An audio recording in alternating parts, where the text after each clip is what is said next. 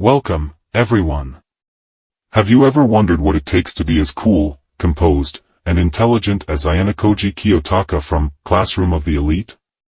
Well, today, we're diving into the secrets behind Ayanokoji's success and how you can emulate his remarkable traits. For being like him, you need to follow these things. Continuous learning is an ongoing journey of acquiring new knowledge and skills throughout one's life. Both personally and professionally, it's all about staying curious, adapting to change, and seeking opportunities for growth. For instance, if someone decides to learn a new language to improve their communication skills or takes up online coding classes to transition into a tech-related career, that's a form of continuous learning. This process can involve formal education, self-guided exploration, and staying up to date with industry developments. Continuous learners recognize that knowledge is ever-evolving, and they actively strive to stay informed and adaptable. It's a fundamental mindset for personal and career development, enabling individuals to thrive in an ever-changing world. In a rapidly evolving corporate landscape, the paramount need for continuous learning stands tall as an unwavering truth. The world around us is in a constant state of flux, and to stay relevant and competitive, organizations must advocate for and actively embrace a culture of continuous learning. In the fast-paced and often challenging world of management, the ability to lead with composure is a valuable asset. Managers who possess high emotional intelligence are better equipped to navigate complex interpersonal dynamics, make sound decisions, and inspire their teams to achieve greatness. But what is emotional intelligence, and how does it impact us and everyone around in our team, organization, and even society?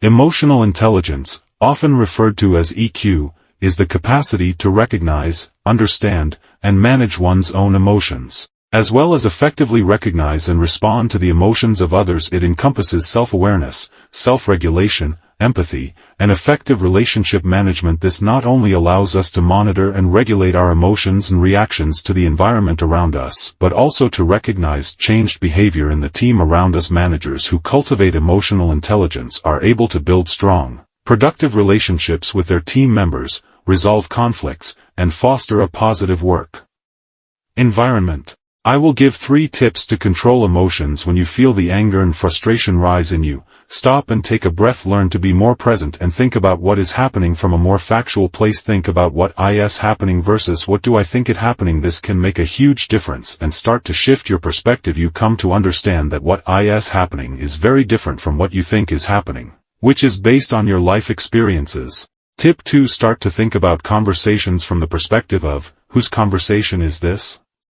If it's the other person's conversation, ask good open-ended questions, reflect on what you are hearing and listen. You can be an active participant, but this conversation should not be about you if the conversation is yours. Try to stay away from judgment and expectations. Be clear about what you are looking for and ask, but just know that it's awfully hard to get from these things from other people. My mantra with other people is, no judgment and no expectations. I try to remain present and open to what's coming up.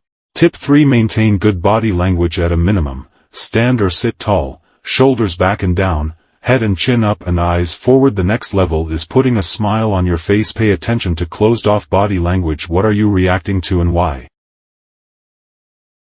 There is a general perception that strategic thinking skills are hard to obtain and that only senior executives or policymakers need to have a strategic mindset. The truth is that anyone can acquire strategic thinking skills.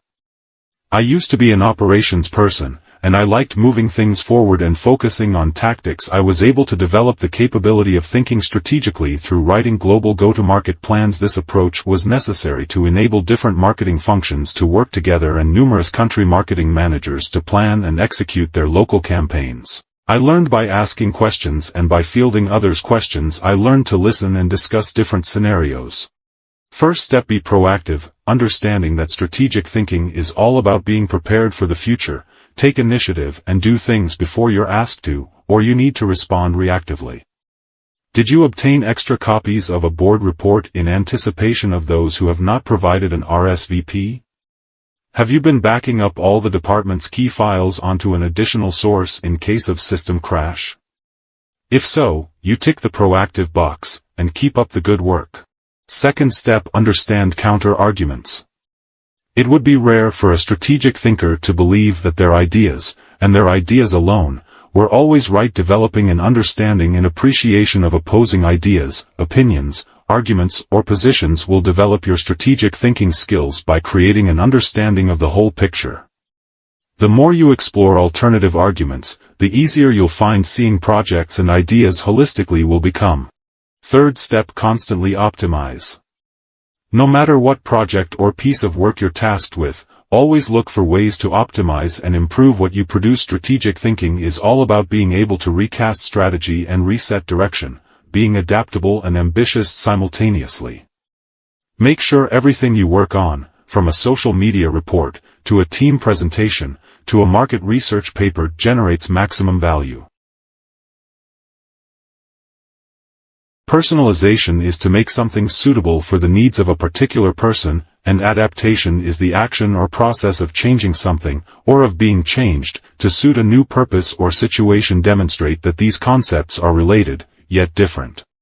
Well, this is just a little information to be like Ayanokoji Kiyotaka, but there are a lot more to know about him. If you want more videos about Ayanokoji Kiyotaka, comment and subscribe. See you in the next video, guys.